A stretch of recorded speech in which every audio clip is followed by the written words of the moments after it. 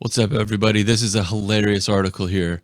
Any day now, I'm sure that Robert Mueller and his 17 angry Democrats will be opening a special investigation into Bernie Sanders colluding with Russia, just exactly like they did for Donald Trump, because we know that at the end of the day, all they want is a safe, secure elections.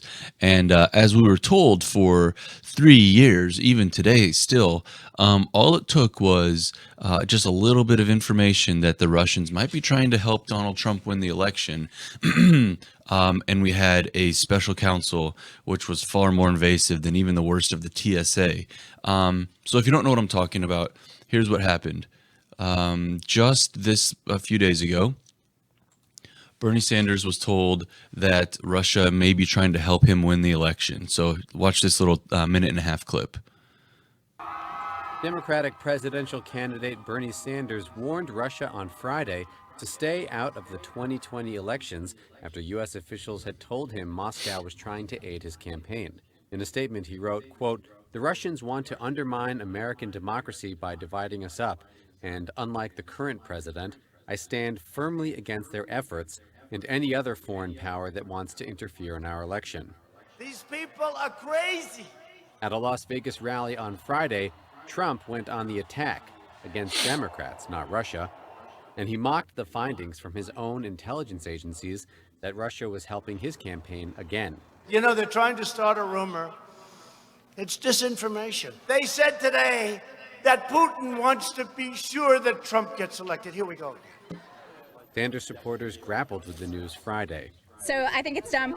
If they are helping Bernie, they're doing a really lousy job of it, because all I hear on the news is smears and horrible things, and the only people that are helping Bernie are the people on the streets. It's just an attempt to sow discord between the various candidates, the various people representing the Democratic Party.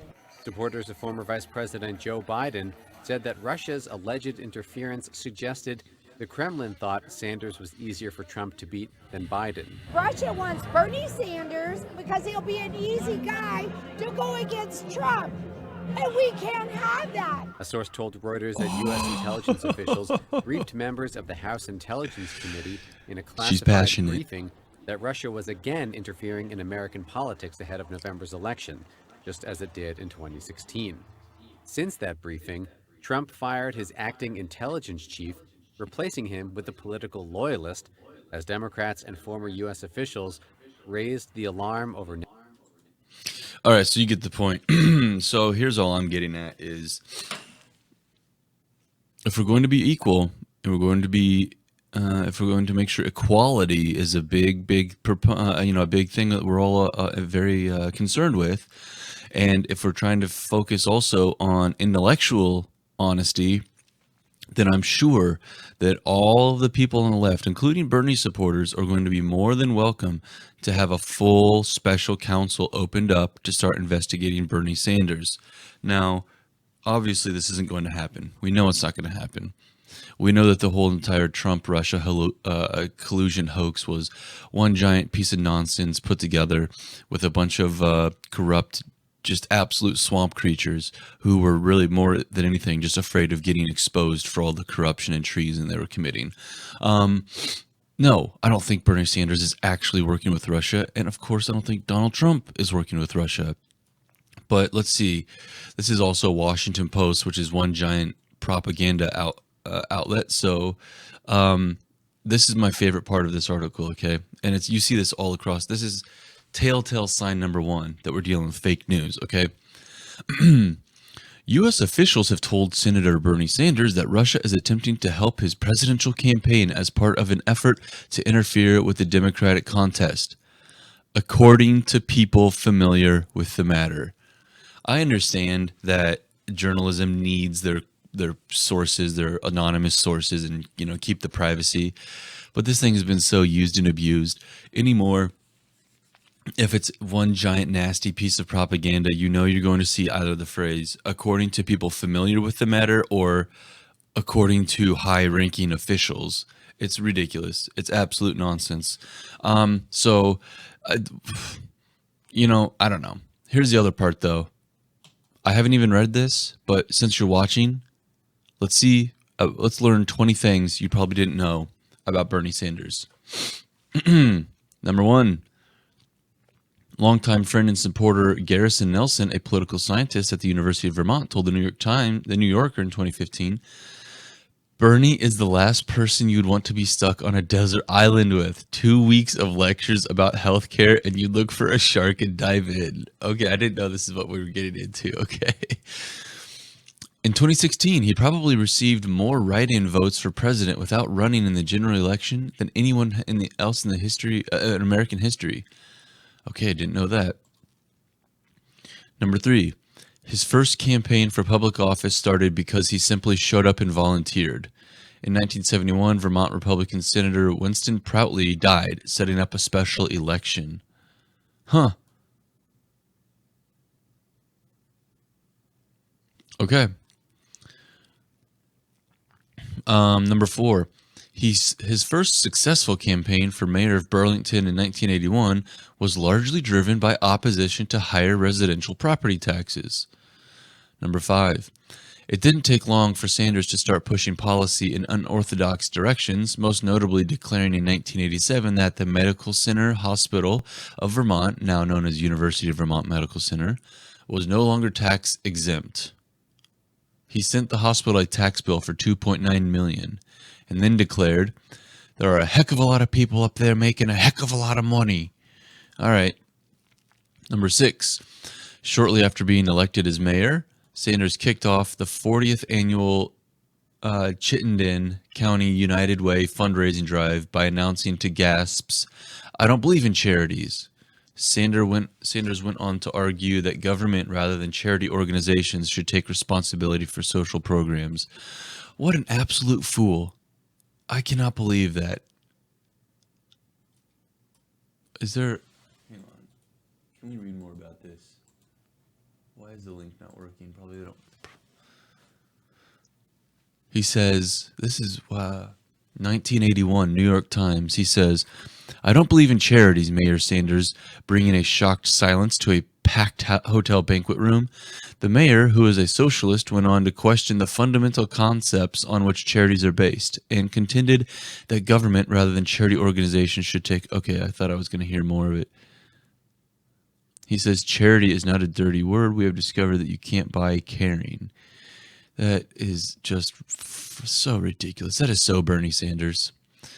Okay, 7. As a mayor, Sanders liked to pursue his own foreign policy. In 1985, he lamented that Americans were unfairly and unreasonably hostile to the Soviet Union.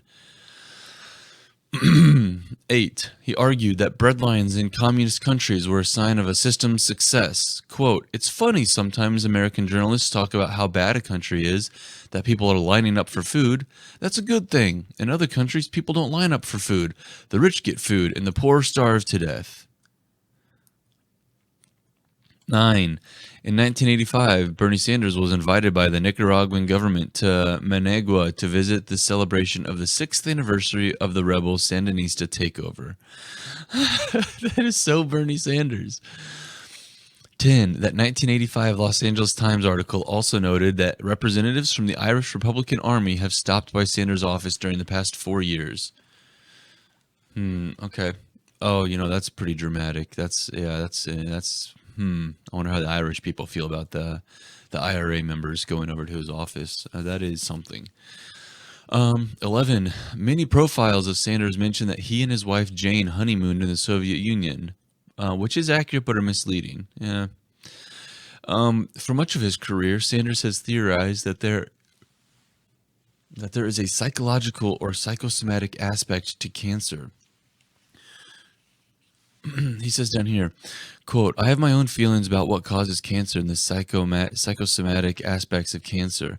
One wonders if the war did not claim another victim of another person who couldn't deal with her tremendous grief and sufferings that's going on in her own country.